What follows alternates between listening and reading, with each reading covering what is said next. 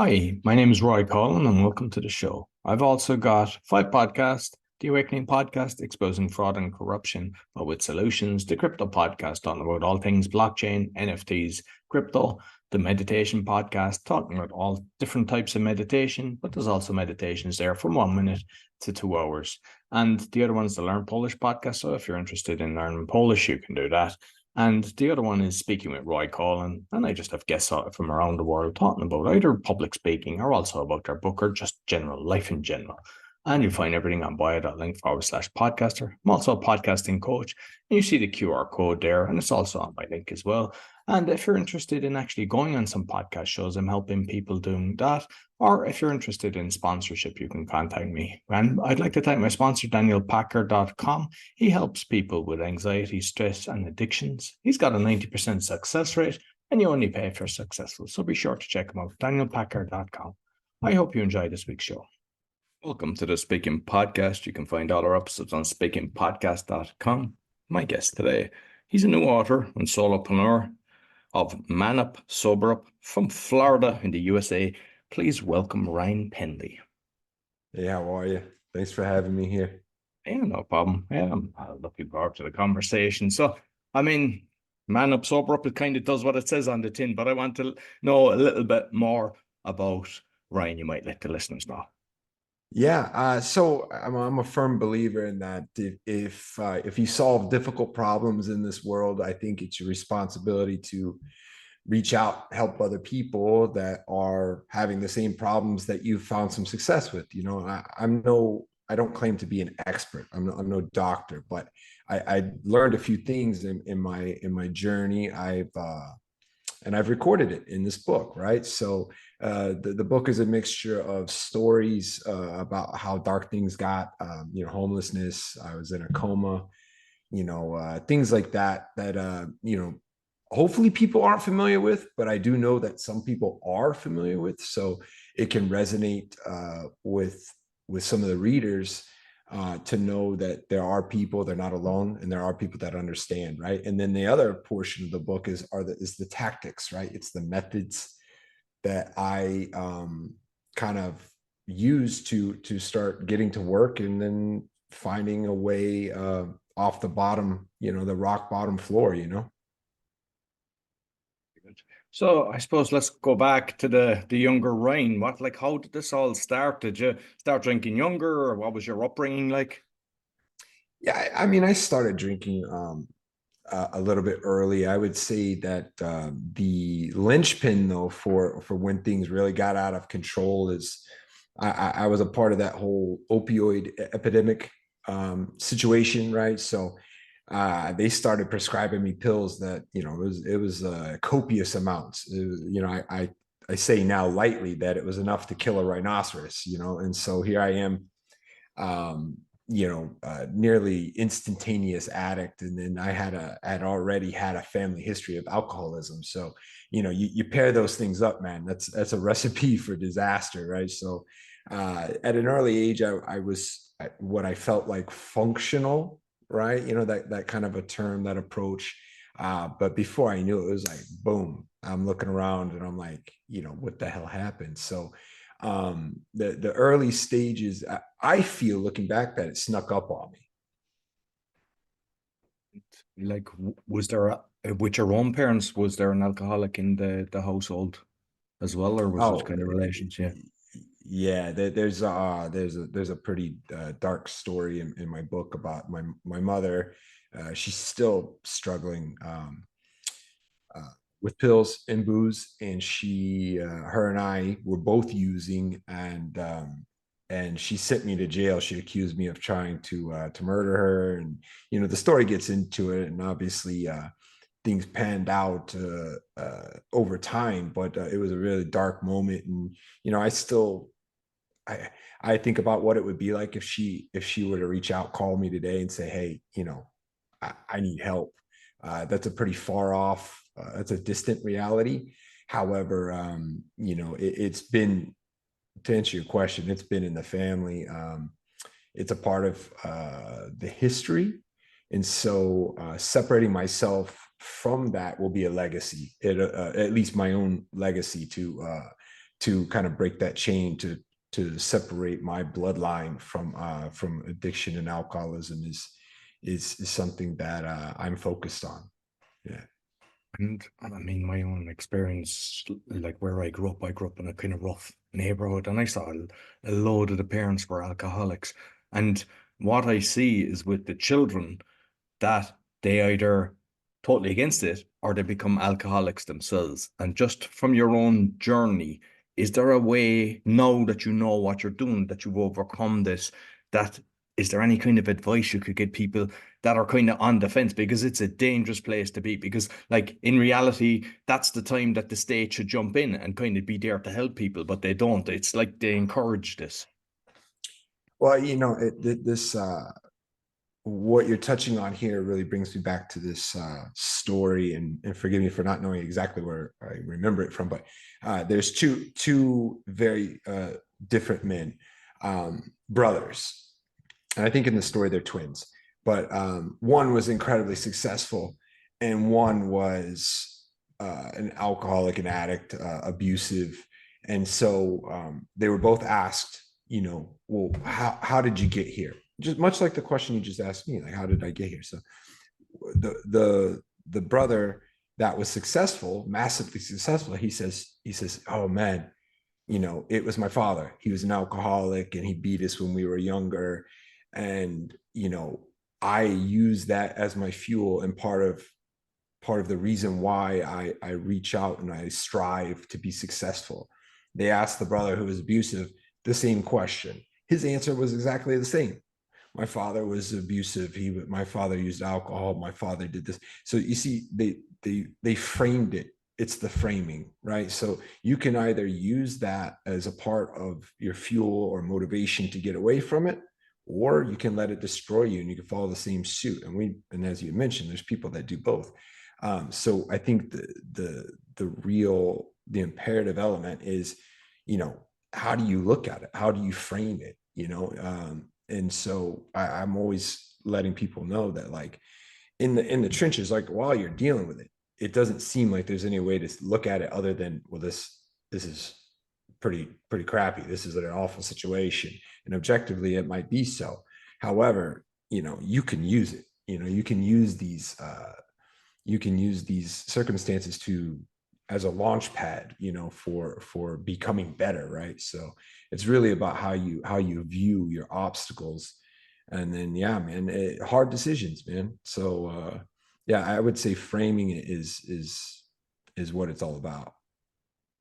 The opioids then, because I mean I've seen a few shows on it, but I've heard about, just it was orchestrated as well, unfortunately. Was it something that you just saw was the kind of going trend and got into it, or had you an injury, a pain, and it was prescribed and then it's like it kind of spiraled from there? That's interesting.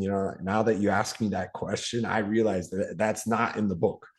I didn't even write about it. It's coming back to me.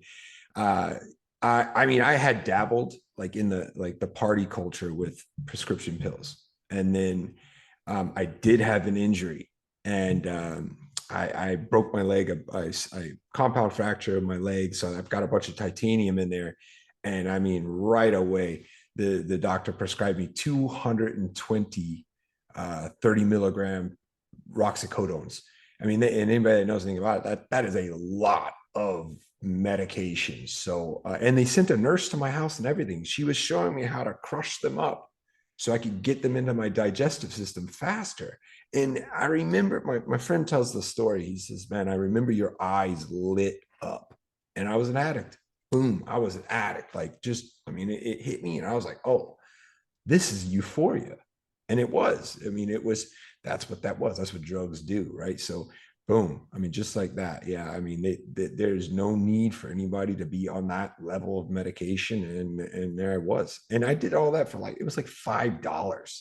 I mean, I was, for a person, that has a built-in excuse like that, and people would look at me and I'm clearly high, and they would look at me and they'd say, and I'd say, well, I need this. This is my medicine. No way, man. Yeah, so it was unfortunate. However, I don't blame the doctor. I mean, I was still the one that put it into my body, But yeah, it was that. I That was would a situation. actually, I would blame the doctor because of the kickbacks that I've kind of researched and seen and everything, and the whole thing is orchestrated. And even when they know it, they just keep doing it. I mean, Oh, yeah. like the reality is, if you're in pain, you want something to resolve it. So I've never actually tried that. I'm just wondering, how long does it last for the lift, and then what's the come down like for those that wouldn't have Yeah. ever used it? Yeah. So that's uh so eventually, I guess I'm starting from the end and working backwards. My life turned into a 4 hour window, right? I would sleep for no more than 4 hours. I would plan out about 4 hours ahead of time. I didn't think about any damn thing in my life, anything further than that time and than that window of 4 hours. And why was that? Because that's how long my high was. That's how long my high was. And then once, so it's like, okay, well, I take the pills, I'm high, now I can do something. Then the high starts to wear off at around 4 hours or something like that. Well, now the only mission in my life at that point is to get more drugs, right? Is to get more high. And this also applies for alcohol. It was the same scenario. So my entire depth of time perception shrunk to 4 hours biologically and psychologically. Like I didn't think further than 4 hours ahead, and my body would start to I guess you could say withdrawals, but I would be either less high or going through withdrawals after 4 hours. So everything shrunk to that amount of time, right? So, and then eventually, of course, as addicts know, like you're not even getting high anymore at a certain threshold. You're just maintaining, right? So it's like I wasn't even getting high. I was just trying to make it through the day. And so, yeah, I would say that would, if you were going to put a time stamp on it, 4 hours is the stamp. And like, what was it like people around you then when you were actually doing that? Were you annoyed? Just because I remember being at an event and there was people that were doing coke. I don't do coke. I've never done coke, but they were annoying, to be honest with you. And I just kind of got away. It's like just motor Yes. mouthing and just like as if I'm the energy. And I was like, this is so annoying. I just got away from the person. Is it similar that people kind of, you think you're the life of the party, but the reality is those that aren't using kind of go, they want, it's like a magnet. They're kind of being pushed away from you. Yeah, that's I mean, yeah, and I could see that scenario. It's like the one, if you're the one guy, if you're doing it alone, that's a huge marker that you got a problem. And I've been around these people and it's like, they're sweating, they're grinding their teeth, they're talking inappropriately at different times and it's like, oh man, like you're way off, you're way off. And so for myself, my very specific situation, I had a lot of people that cared for me, and it would just became sad. It was like, oh man, here's this, it's like they kind of remembered who I was and they saw what had become. And it was like, damn, like, he's not speaking clearly again, and that's where it eventually led up to. But drug use and alcoholism, man, it's selfish. I was thinking very little about other people's perceptions of me. I didn't give a damn what they thought. I felt great. I felt like awesome. Oh, this is amazing. And so, getting into the social situations, I can say the very worst part about it was people's perception of me being like useless and a liability. That's how I eventually, it was like people were just like, oh great, he's here, he's either going to cause a problem or he's not going to bring anything to the scenario. I'm not adding any value, I'm not having wise conversations, I'm not even being funny. It's like just sad, so that's the darkness, that's the darkest that it gets, to be honest with you. Because I believe you were, is it 11 years you were working in a bar in Vegas?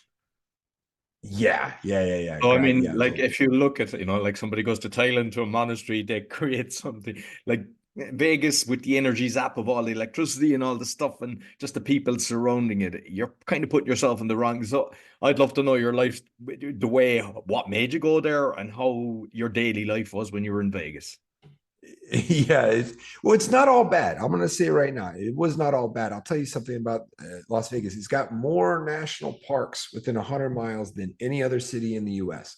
So it wasn't all bad. It's not all cocaine and prostitutes. Although, if you want cocaine and prostitutes, that is there. But, I did a lot of hiking, a lot of snowboarding, but also this is the cocaine and the prostitutes. So I mean, and not that I was in this every night. It's just like it's that that level of like it's almost like Sodom and Gomorrah, right? It's like that's where you go if you want to get into that stuff. And here I am, I'm dead center. I was bartending on the strip. I mean, anybody looking for that kind of hedonistic behavior, I mean, I'm right in the middle of it. And that was my 9 to 5, I mean, it was actually more like 7 to 3 or 4 in the morning, So here I am. I'm in the center of where people come to do hedonistic things.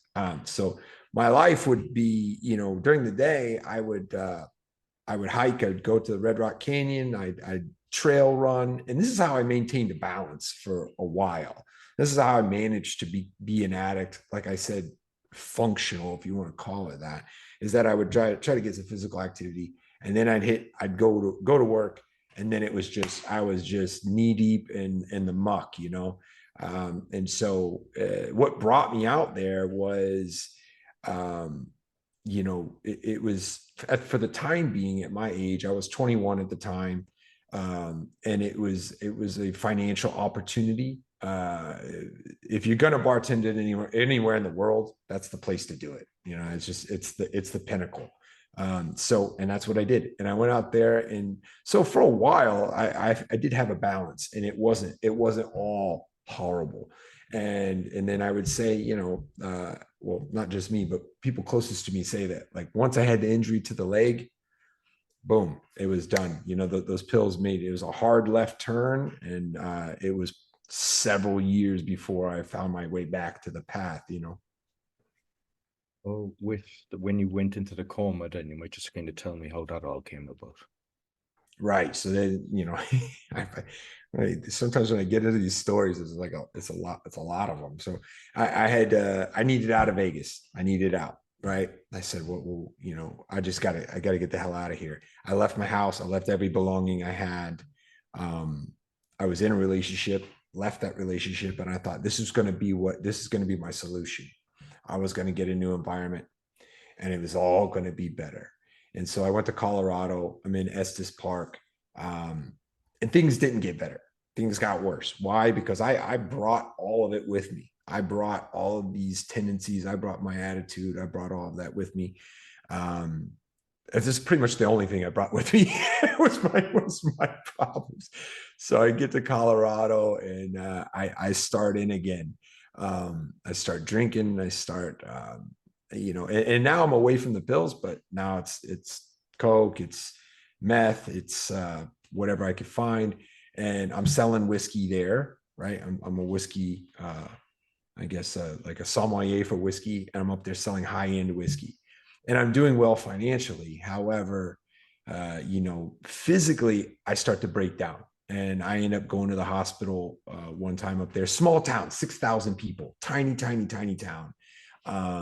And so I go to the hospital, and of course, everybody knows everybody. The doctor had come to my bar and ate often. He tells me, he's like, "You're diabetic," and I'm thinking, "What are you talking about? I'm diabetic? Like, get out of here, man." And he said, "No, I ran the test. I'm pretty sure you're diabetic."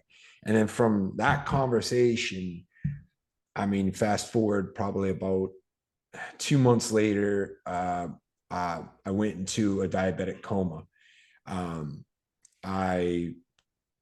My body temperature went down to 85 degrees, and I had begun to die. I defecated myself. I threw up on myself, and a friend of mine thought I hadn't. He's like, "I hadn't seen him do any drugs. I don't know what's going on." So once the paramedics found me, they airlifted me to a town, because the town I was in was so small. They didn't have the ability to treat me. So they took me on a helicopter, got me to a town with triage. And 7 days later, I wake up out of the coma, and God willing, I had people around me that cared, and I don't even know if I would have come out if these people had not been there in that room. But I did. I came out unscathed. I don't believe I have any mental or inabilities as far as or repercussions from the coma. Physically, I'm all right, I guess. I mean, I'm still diabetic, but yeah, that coma was interesting. And then people say, "Oh, well, that was when you turned it around, right? You snapped out of it." Not even close. Came back to Florida. It was another 4 years, and things got worse than that. So the coma actually wasn't the peak. I went way, way, way, way deeper. And at that point, it was mostly alcoholism because I couldn't find drugs anymore. And so, yeah, then that's how I ended up back in Florida. And here I am. It took a while to really gain traction. If people look at this book or they look at me now and they think, oh man, yeah, it was just this, you stopped on a dime and turned it all around. And that couldn't be anything further than the truth. The truth was it was a series of hard battles with some small wins that turned into larger wins. And then eventually, if you get that formula right, you start winning, right? With the coma, because you hear some people kind of saying they knew everything that was going on, they could hear all the conversations. Have you any recollection of when you were in the coma? Yeah, that's such a great question, man. Because yeah, there was some people that wanted to know that same thing, and I'm in the hospital. They're kind of watching me as I'm kind of getting my mental clarity back, and there was a dear friend of mine. She showed up with a notepad, and she was like, "Okay, tell me what you saw." And she was just hell bent on my story, and there wasn't much. It wasn't vivid. I can tell you that it wasn't vivid at all. But I believe looking back, uh, again, like I had mentioned, like the energy. There was people in that room that cared about me, and looking back now, I'm confident that there's a purpose, right? And it wasn't so clear. It wasn't just like people were telling me like, "Oh, you're here for a reason. You're here for a reason," and I didn't listen. And it took me some time before that became clear. But there wasn't an out of body experience or anything like that. And I would say when I did come out of it, though, the realization about where I was at. I mean, I was about 60 pounds lighter than I am now. So I mean, I was so skinny, the verge of death there, that it was a wild awakening, both literally and figuratively, right? Yeah. With because you mentioned like you were diagnosed as being diabetic, but then you kept drinking. And I just know from somebody that back in Ireland that like there's a high danger of actually losing your sight when you're drinking and you're diabetic. Is that something you were aware of? I didn't care. I didn't care. I mean, there was no shortage of people along the way that they said you're gonna die if you keep this going. It wasn't even the sight, or of course there's repercussions for not treating diabetes. You can lose limbs, you can lose toes, you can lose your sight. It can be very debilitating. When you're talking to an addict or an alcoholic, they don't give a shit, man. Like I didn't care. It was like, oh, you want me to worry about my eyesight? You want me to worry about my monitoring my blood glucose levels? I got things to do, and that involves getting drunk and forgetting about all the things you're telling me about. This is my response to doctors. I would basically just say, okay, and just one ear out the other, on about my business. And that business at the time was, destroy myself. So, yeah. What was that pinnacle moment that kind of made you decide, I need to change this? Yeah, I think the knowledge that I needed to change, it had been there for a while. Uh, what set? I wouldn't say it was the awareness of that I needed to get better. It was the desperation uh, to find a solution. And so that sounds very dark. Instead of saying like, instead of implementing this moment of hope, it was more of like, I was desperate and I wasn't going anywhere. I made up in my mind that I was like, I'm ready to check out here, like what am I doing? I'm ready to go. And God did not have the same plans. And so when I'm looking around, I'm like, well, all right, I'm still here. So like, well, now what do I do? And so when everything falls apart and you're looking around and you're thinking to yourself, okay, it's completely tumbled. It's completely uh, shattered into so many pieces. It's like, okay, well, what do you do then? You get to work. It's like, okay, I'm desperate. I need a solution. And I started gaining some traction, man. And that traction was small. Like I would say, you know, like I had mentioned earlier about the framework about having addiction and alcoholism in your family, and the solution there is like framing it. Yeah, but that's a high level course of action, is framing things. So if you need to get simple, you need to start small and simple. And so what I started with, and I failed many times, was 15 minutes. I would tell myself, you're not going to touch that bottle for 15 minutes. And I would fail. I would fail. Like I would, the wheels would fall off. I'd drink the whole damn thing, passed out, all in 10 minutes. And it was that experience is very disturbing, and it's far from encouraging. However, you know, that 15 minutes turned into an hour, and that hour turned into two, which turns into a day, turns into a week. And that's the formula, right? It's so hard for people to stretch out that far. Like I had mentioned, the 4 hours is that was a very strong threshold of what I could grasp mentally for so long. However, eventually it snowballs, and that influence, that winning feeling, the results, all of it becomes exponential. But you have to shrink it to a manageable level. That's the name of the game. You've got like this free 21-day sobriety and fitness challenge, which I think that kind of came from that you realized that you build it. So you might tell us exactly what that entails. Yeah, it's an effort of mine to really package up what I've been going on about here. Is it's for somebody who doesn't know where to begin, but they think to themselves, I could be either more sober or entirely sober, even if you're flirting with the idea, or if you're desperate. Both are touched upon in this program. It's not too intensive. It's a very laxed, self-paced program that somebody can kind of just like dip their toes in. But it's something that addicts and people that want to be better can grasp.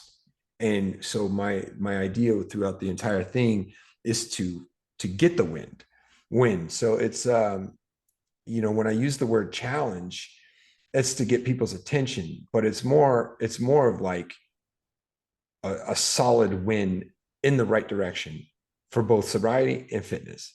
So you complete that challenge, you have now started winning, right? You complete that challenge, and now you're moving in the direction of both a sober lifestyle, if that's what you want, and then also becoming more physically fit, which I think coincides. I think that if you want to become more sober and be a more ideal version of yourself, then you're going to have to also get your body involved. I think that they're linked, and I think that when I was constructing this challenge, I needed both of those firing for people to have the best chances of success, right? The reality is when you do train, you're getting rid of all the toxins, but you're breathing better as well. Because most people, they shallow breath. And when you breathe better, getting more oxygen, you get a better thought process. And it's a big kind of chain reaction. Whereas most of the times people are trying to give up an addiction. That's what they do. They're going to a meeting and they're doing that. They're not doing the other things. So that's what I love what you're doing. You're kind of tackling it from both sides, but at the same time, Yeah. just that little feel good factor and just kind of reaching the next stage, which in turn goes, hey, I can do this, which gives you inspiration to keep going. Yeah, without a doubt. Yeah. So I feel like even now that I'm speaking to you, Roy, like I mean, maybe I could have come up with a different word than challenge. It's like, but how do how do you phrase it? It's like, hey, if you get involved with this, you're gonna see some progress, you know, and so that's my intention, like to give people that progress to move forward in both um, just getting some steps to an ideal future, right? Have you done meetings as well, or do you just stick with your own system that you've done? I, you know, I I see the AA meetings, right? That they're the king of the hill. They have the 12-step program, and that's saved a lot of people's lives. It really has. And that system has been around the longest. I mean, since people started having serious problems with alcohol, AA has been around, and it's done so much for um, uh, all societies when it comes to abuse of alcohol. And when I got involved in the programs, it didn't do too much for me personally. I didn't find as much. I didn't resonate as well with the program as others might have. I thought, hey, this is great what you guys are doing. The route that I chose was introspection and like spirituality. So I started really implementing a lot of parts of the program, like giving it up to a higher power. I've done that, right? Like I happen to be a Christian, but whatever it is that you choose as your deity or your religious organization, giving some of the responsibility to a higher power, which is in AA, right? Um, is imperative. It's imperative. It's imperative to like relieve some of that pressure, some of that guilt. And people that have been in that fight know that weight is unbearable, which is why a lot of people stay in that same cycle. So I have implemented several portions or elements of the AA program, not intentionally to steal from them, but it just works. These methods work, and so my formula for success will be different from another person's.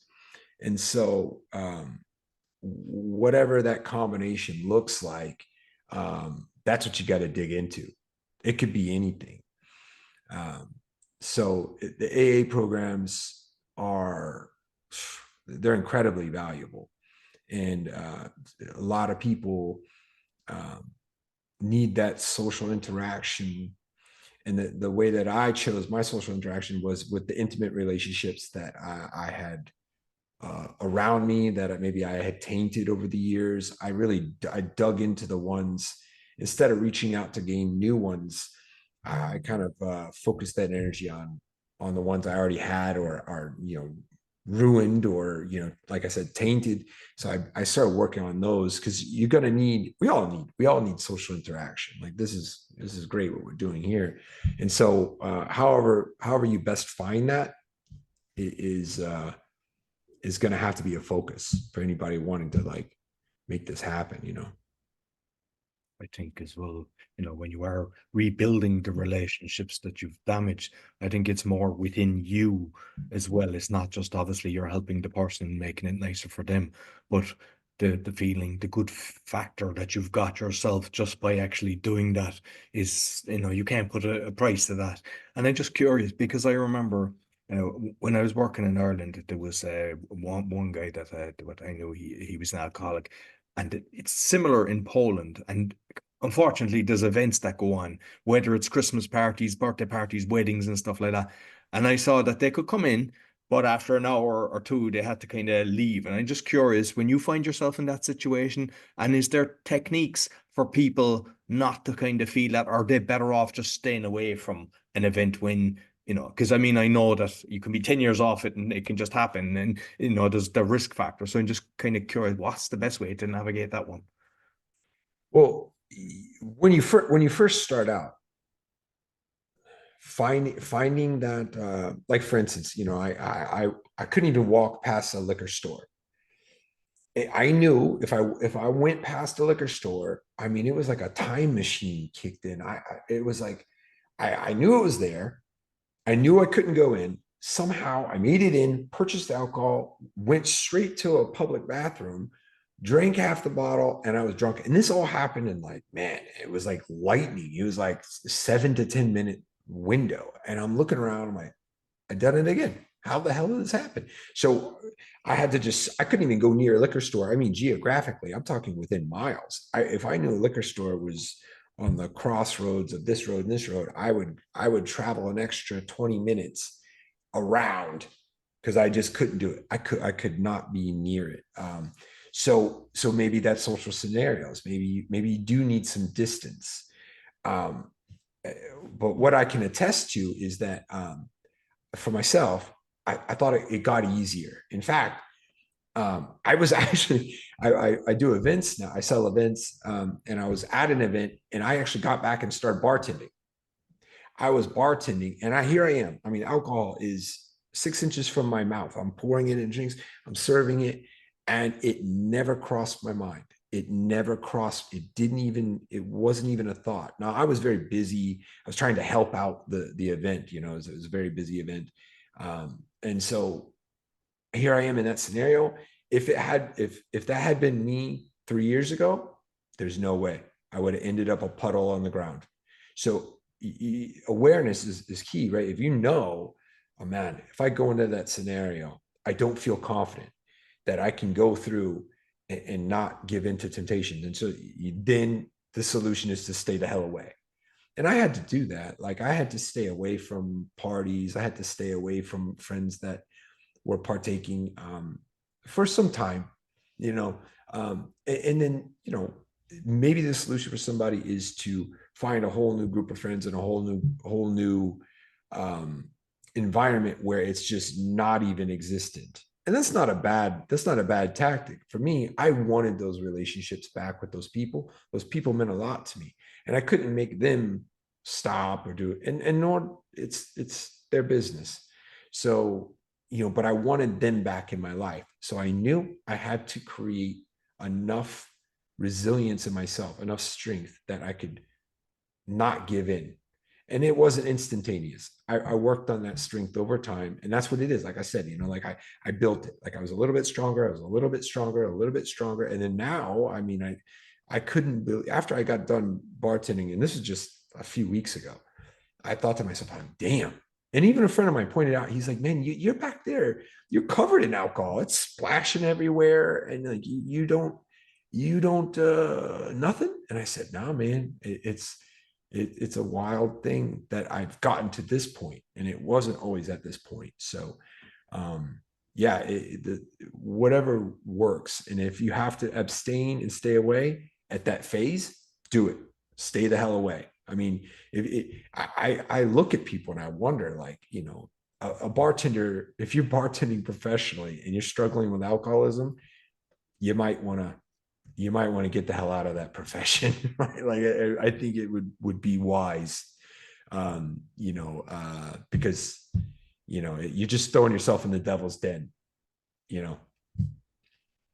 Just finally, Ryan, like, I mean, obviously, I love your mission, what you're doing, writing the book to help others. So you've obviously, I'm assuming you've kind of seen or helped somebody else that has gone through this, and just how that feels for you, knowing that just that little ripple effect is beginning. Yeah, it if you look up, the definition of vocation, right?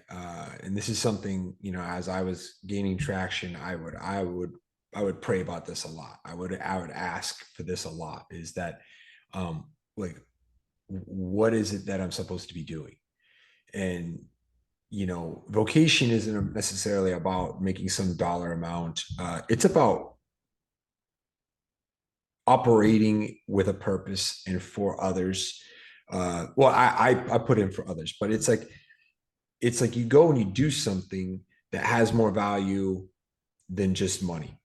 And so I would focus on this, like, what am I supposed to be doing? So when my why came together, my why came in, and really I started seeing other people that were in pain. And I was like, I can help that person. So before I wrote the book, before I had any idea about what I was going to do, I was like, that's what I have to do. I have to help that person, and not only that person, but many people like that. So how do I get that done? And I worked that way. So then, the book came. It's a great way for people to access this help. But I haven't stopped there, and so the feeling of reaching out, visiting people in hospitals, speaking at rehabs, facilities.